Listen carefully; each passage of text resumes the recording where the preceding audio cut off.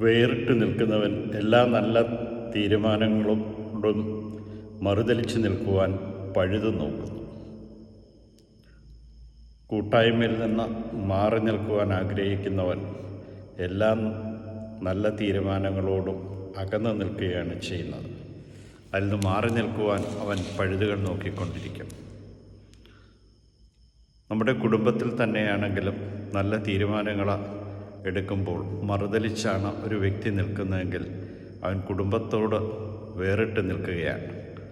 ആ കുടുംബത്തിന് ലഭിക്കേണ്ട നന്മ, അവനിലൂടെ ലഭിക്കേണ്ട നന്മയും അവന് ലഭിക്കേണ്ട നന്മയും അവൻ നശിപ്പിക്കുകയാണ് ചെയ്യുന്നത്. കൊണ്ട് ദൈവം ഒരു കൂട്ടായ്മയാണ്. നിന്നെയും ആ കൂട്ടായ്മയിലേക്കാണ് വിളിച്ചിരിക്കുന്നത്.